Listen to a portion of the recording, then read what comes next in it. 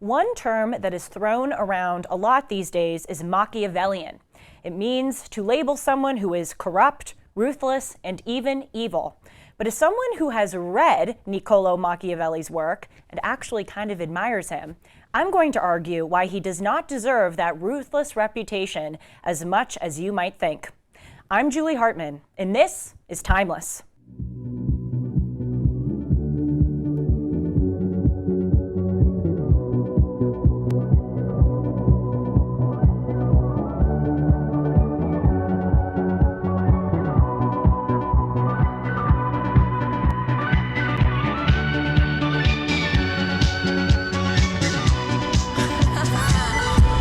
Hey friends, welcome to Timeless, the show where I talk about timeless, eternal subjects.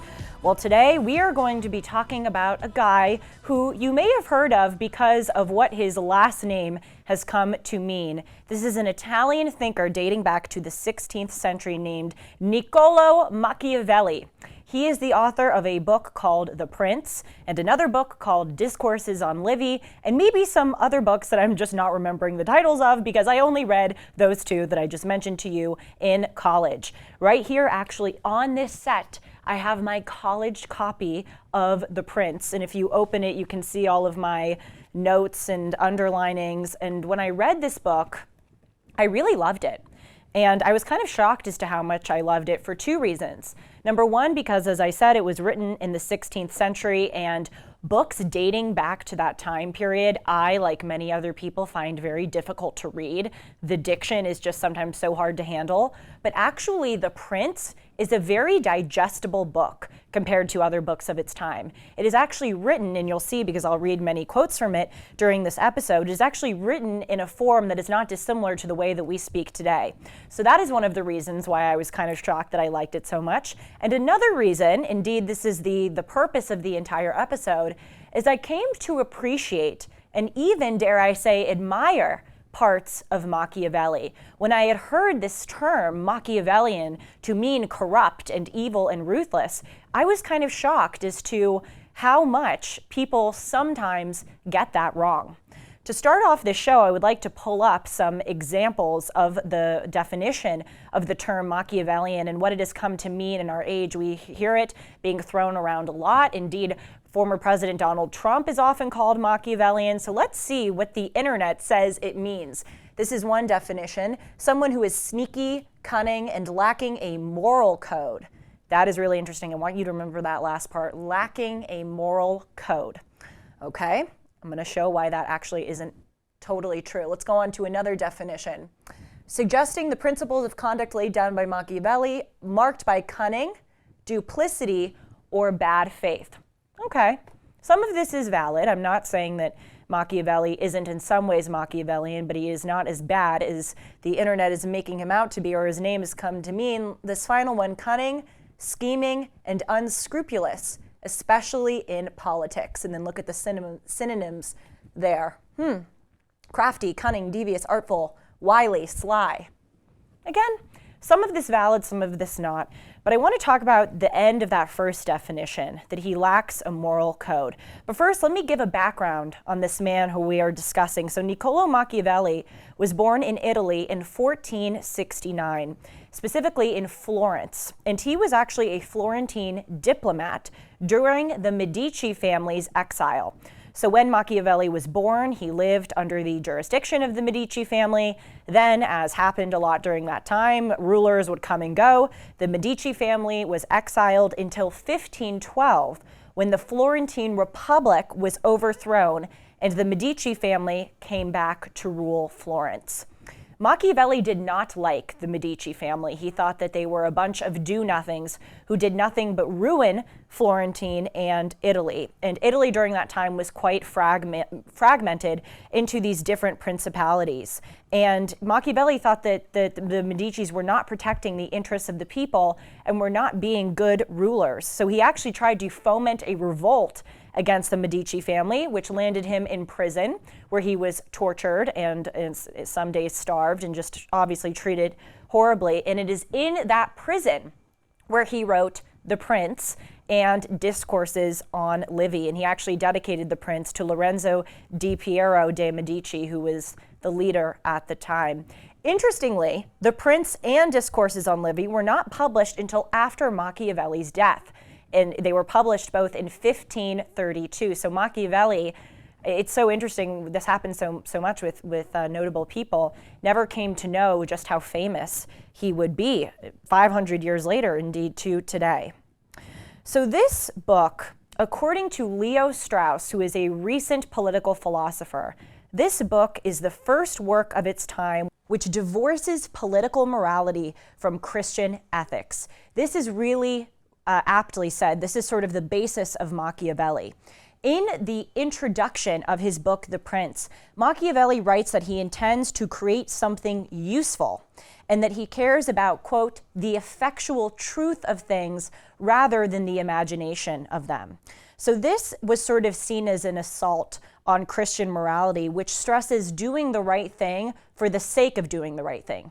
You do the right thing because you are made in the image and likeness of God. God revealed a certain moral code, and you should follow that moral code because intrinsically it is moral and right. Machiavelli says, well, I have a bit of a different view of morality. You have to do it because the effectual truth of things sort of impels you to do it. And so Machiavelli, in turn, sort of predicates his moral code on harsh practicalities about human nature rather than lofty aspirational ideas. Machiavelli says men are ungrateful, fickle, pretenders, and evaders of danger, eager for gain. So he predicates his whole moral code on the fact that human nature is inherently flawed, indeed, according to him, inherently evil, and that you need to create some rules by necessity and in order to effectuate results instead of just sort of wanting to follow certain virtues that exist above humans' sort of interpersonal relations. So I actually was acquainted with this book in college when I took a modern political philosophy course under Professor Harvey Mansfield. And some of the authors that we read in this course were Rousseau, Marx, Kant, and I was always sort of confused why the course started with Machiavelli, because Machiavelli seemed to be sort of different than Rousseau, Marx, and Kant, who are more sort of like lefty figures. But now I sort of see why Machiavelli was put into this course, because again, he divorces morality from Christian or biblical ethics and rather talks about harsh practicalities of why you should behave well. But he, meaning Machiavelli, provides a lot of general wisdom because he does understand the effectual truth of things. He does understand human nature very well. And he gives advice both to everyday people, subjects, and also to princes or heads of government. For instance, he writes that people tend to change their lords in the belief that they will fare better, but then they see later by experience that they have done worse. That is so true, ever true today, that people think that change is better. You should change things for the sake of changing them, and it will always yield a more favorable outcome. But then they often see that change often leads to a worse situation, or at least one that isn't better than the preceding situation that they had. That is certainly true again here in the United States. Another instance of Machiavelli's wisdom that he applies to rulers, and I love this one, I think it is also really true, is he encourages heads of government to guard themselves against flattery. He says that people who are heads of a certain state tend to have a lot of people sucking up to them. And he encourages princes to keep a small group of advisors. He says, be judicious and identify people whose opinion you really trust. Keep those small group of advisors. When they tell you things that are hard for you to swallow, listen to them nevertheless. But he says don't trust a huge variety of people, because a lot of people will just come to you and want to flatter you, and it's not going to be in the best interest for you or the best interest of the state that you're running if you just let people suck up to you. Again, I think that is very wise, and it shows that he understands the pitfalls that human beings fall into, especially when they're in positions of power. One may think that given the title of the book, The Prince, that Machiavelli's moral code pertains just to princes or to heads of government. But one of the things that I really love about Machiavelli is that he makes arguments that are general enough to apply to ordinary experiences, not just for certain people or certain situations, but this is really life wisdom, though of course this book is overwhelmingly a political book about governance. So the thesis statement here of the next 15 to 20 minutes is that although in some ways I do think that Machiavelli does deserve sort of to be known as maybe ruthless or shameless, but he does not deserve those titles as much as one might think. In fact, Machiavelli doesn't throw out conventional virtue or morality as that first definition that I put up on the screen of Machiavellian may indicate. Actually, I'm going to show you how Machiavelli does subscribe to a set of moral codes of right and wrong. But what makes Machiavelli different is that he doesn't reduce life to moral absolutes. He thinks that true virtue is taking right and wrong, understanding right and wrong, but knowing how to be judicious. So in some ways when he applies this, yes, he deserves the term Machiavellian, but in many ways he doesn't. Machiavelli condemns evil, but he also says that there are times when you need to know how to be unscrupulous, which you can agree with or disagree with. I'm going to outline it here. So again, the basis of Machiavelli is really sort of synopsized in this quote that he cares about the effectual truth of things. He thinks that we should look at life, see its practicalities, see its effects, and intend to govern that way. He says that it is my intent to write something to be useful. It has appeared to me more fitting to go directly to the effectual truth of something than the imagination of it. For a man who wants to make a profession of good in all regards must come to ruin among so many who are not good. Hence, it is necessary, Machiavelli says, if a prince wants to maintain himself, that he learns to be able to not be good and use that according to necessity. So Machiavelli goes ahead and he argues that sometimes, and by the way, that previous quote does sort of sound harsh, but what he goes on to say is that sometimes you have to subvert a virtue in order to bring that virtue to effect. And I'm going to provide some examples. But this is the opposite of the Christian mentality that good begets more good. Machiavelli says sometimes you intend to do good, and it actually leads to bad outcomes. So the first thing that he talks about is this idea of cruelty and mercy. So he says each prince should desire to be held merciful and not cruel among his population. Right there, this proves that Machiavelli does take into account certain virtues of right and wrong. He's not just saying totally throw those out. He is indeed saying that princes should desire to be merciful. But he goes on to say, nonetheless, he should take care not to use his mercy badly. Okay, this is very relevant to our times now. And he talks about this example of an Italian city where the leaders cared so much about having a reputation of being merciful that they let a lot of bad behavior and crime go on in this city, and then the city itself became cruel. And I just think that is so wise and so interesting that he points out that sometimes when you are trying to be good, it paradoxically brings the opposite effect. Sometimes you have to do things that are seen, if you will, as cruel, but they really are to bring more mercy. And I think that we're seeing this now in the United States with the whole defund the police movement. That is an example of being too merciful of people. Obviously, I don't think that people, should be willy-nilly rounded up and thrown in prison. Of course, there needs to be standards of justice, obviously. But what we are seeing now with wanting to get rid of police or get rid of the carceral state is that people are trying to afford too much mercy, and then it has the opposite effect where we let crime run rampant, and then it ends up harming more people in the end. So Machiavelli identified this and indeed argued that in order to be merciful, sometimes you have to do things that are seen as unmerciful. And Machiavelli repeatedly stresses that you, as a prince, should not be too concerned with your reputation. You should be concerned with doing what is going to yield the best outcome. Another example that Machiavelli provides is what he calls the virtue of being liberal. Being held liberal, Machiavelli says, is good. Liberal meaning generous, okay? So again, Machiavelli says it's clear that he honors virtues. He's saying it is a good thing for a leader to be generous. But then he shows that the habit of being generous, paradoxically, makes one unable to be generous. He says to maintain generosity, one must burden people extraordinarily and be rigorous with taxes. And then that has the opposite effect. When you're burdening people with taxes, you sort of economically create a untenable system, and then you have to pull back and take away benefits, and then you're not being generous. You're being sort of frisky, if you will. So Machiavelli says, since a prince cannot, without damage to himself, use the virtue of generosity so that it is recognized, he should not, if he is prudent, care about a name for meanness. For with time he will always be held more and more liberal when it is seen that he is judicious.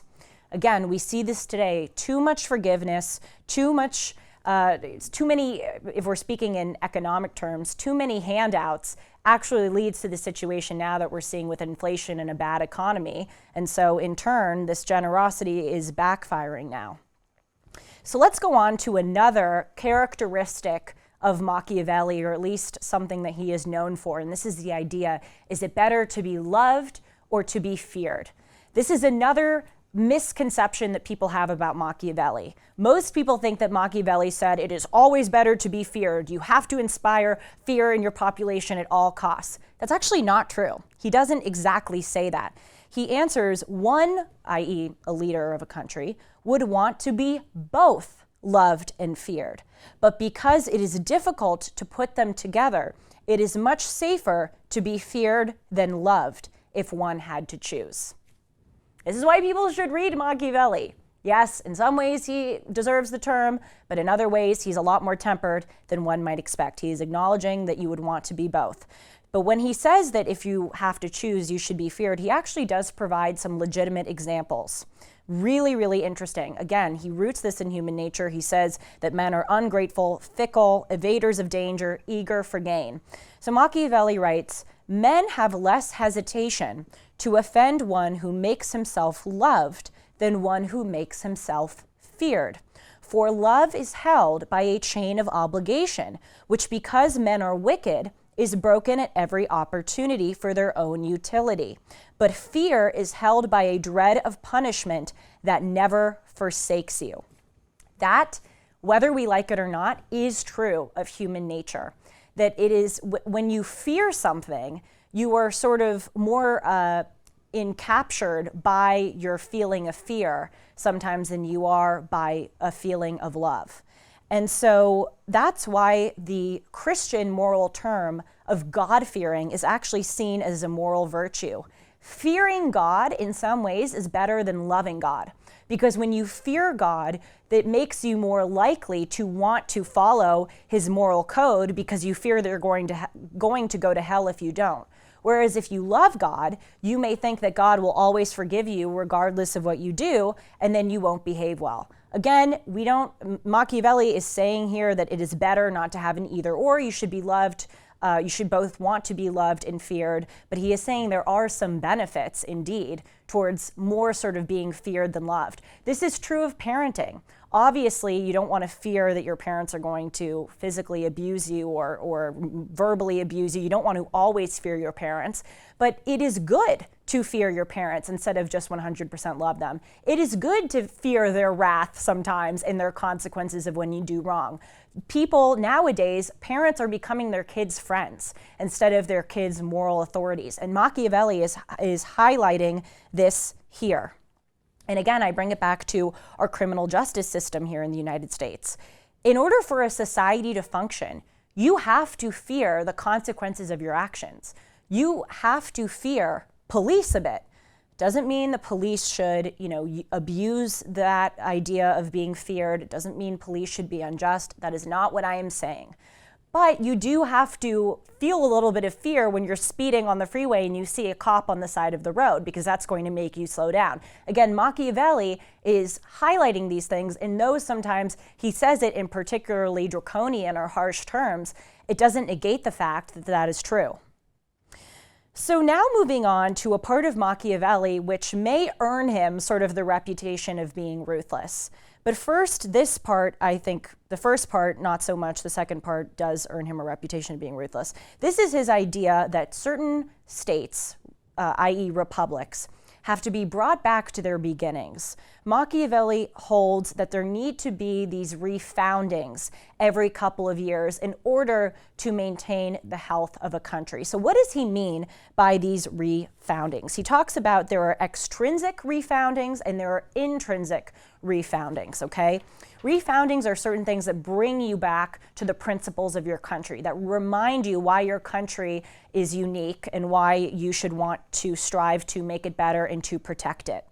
So an example of an extrinsic refounding is war, is tumult, fighting against a foreign adversary, which Machiavelli says actually is good for a population. You don't always want to be fighting in war, but Machiavelli says fighting in war, tumult, keeps people busy. And it also keeps people unified because you have a common purpose. And so, and also Machiavelli says that it checks the princes and has people operate against oppression. This external beating, Machiavelli says, makes it be shown to people that it is necessary to maintain justice in their own country. Indeed, we see this, and again, this is sort of tricky territory to get into because I am not at all trying to say that these things, we want these things to happen or that they're good things. But even we saw after 9/11 when there was an attack here on the country, it had this way, this horrible, horrible thing, had this way of unifying us. It is true sometimes that when you are fighting against evil, when you are fighting against an adversary, it has a way of sort of making your country stronger. We saw that during World War I, we saw that during World War II, we saw that during the Cold War fighting the Soviet Union, and Machiavelli highlights it here. But he says that it is much better to have these refoundings or bringing sort of going back to your principles intrinsically rather than extrinsically. This idea of fighting against adversaries is external, extrinsic. Machiavelli doesn't prefer those things, but nevertheless he acknowledges that they can create unity. So Machiavelli says that intrinsic refoundings are better. What does he mean by that?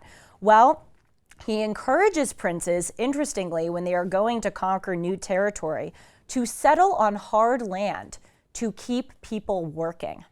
That is really interesting. He thinks it is for the benefit of the state if you settle in a place where the weather is kind of bad or the land is sort of hard to toil because you want to keep your people busy. And that's sort of what he means about internal refoundings.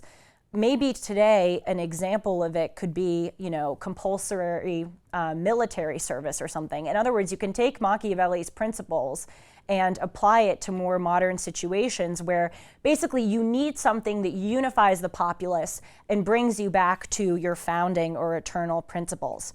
Now, this other example of when Machiavelli talks about internal foundings does sort of earn him the reputation of being ruthless or Machiavellian, according to today's terms. Machiavelli says that he endorses public executions of criminals, which sounds really harsh to our ears and sounds really awful. But Machiavelli says that it is sometimes necessary in order to remind people that bad should be punished. Machiavelli says that no more than 10 years should pass without a public execution. So Machiavelli argues that when there is a criminal who has done something really awful and really egregious, the public should witness his execution in order to sort of make the wrath of the state in punishing evil be known. Again, I sort of understand with that example why he gets the term of being seen as ruthless. But, also we have to understand that during the time that Machiavelli wrote this, obviously the United States wasn't founded. Machiavelli lived in this time where these Italian provinces were run by certain fragmented leaders. Many of them were corrupt, and he really viewed sometimes harsh displays of justice as being necessary in order to keep people in line. And I think seeing the way that Machiavelli argues to keep people in line should make us appreciate our system here in the United States, where for increasingly less, but much of our history, we were able to pursue justice without having something as gory in public as an execution. Machiavelli argues that public executions are a spectacle that can leave people both, quote, satisfied and stupefied.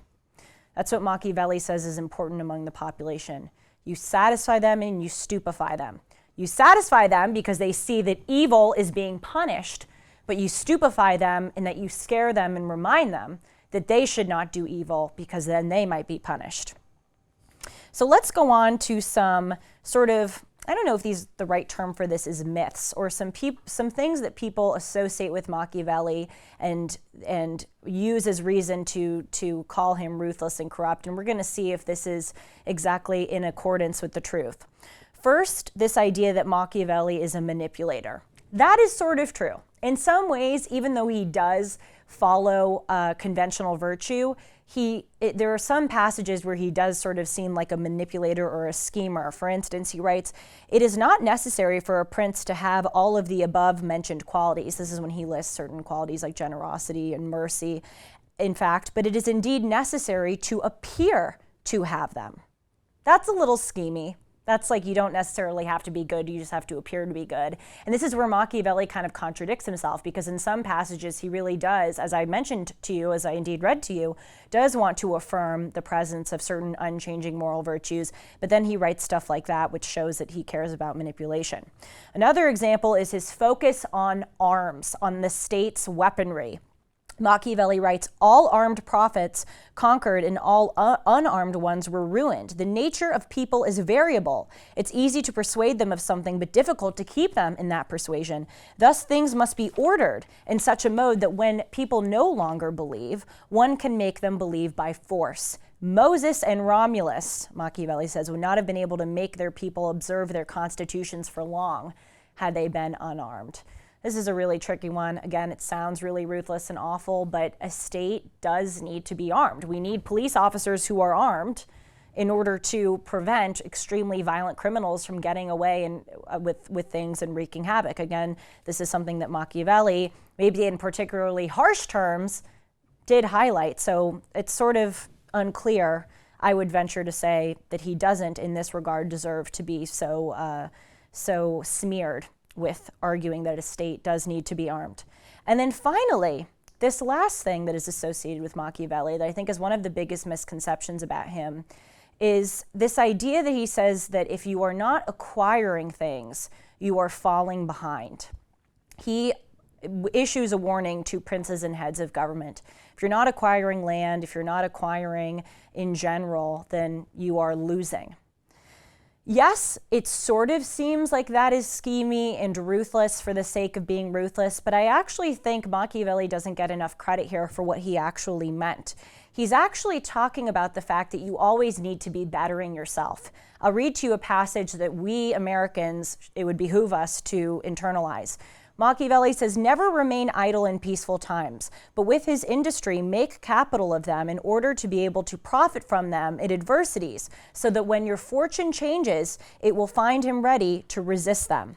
Machiavelli says that life can sort of be divided in half. Half of what happens to you is because of your fortune or luck or fate or just sort of the random happenings of the universe. And the other half is what you make happen with your life, with your virtue and your free will. And what Machiavelli is saying is that if you put yourself in the right place, if you make yourself better during the 50% that you can control, when fortune or fate or the random happenings of the universe hit you hard with adversity, you can be sort of prepared to handle it. And he's saying here also, again, when there are peaceful times, when there are times when adversity is not hitting you, you can't just remain idle. You have to build yourself up, make yourself strong, because peaceful times are not going to last forever. This is what we are failing to see now in the United States. We live in a pretty peaceful time, and we are not making ourselves better. We are making ourselves worse. Every inch of our society has succumbed to wokeism and these awful radical ideas. And what we should be doing is making our military strong, even though right now we're not fighting in any wars. We should make our population educationally credentialed and knowledgeable, even though there may not, people think that we can just make the curriculum this woke stuff. We really, really should be making ourselves strong. And I think when our fortune changes in the United States, we are really going to regret not using this time as the way Machiavelli prescribed. So, to end off, as I said in the introduction, indeed, in some ways, Machiavelli does deserve to be called ruthless. Certainly his passages are harsh. But in other ways, as much as we may not like to admit it, there are certain unchanging parts of human nature that require us to seek the effectual truth of things. So in that way, there are some parts of Machiavelli that I admire, and I think all of us should admire too. Thanks for joining us today, and remember that each of our thoughts, choices, and actions shape who we are. So let's think clearly, choose wisely, and act with principle and determination. Take care.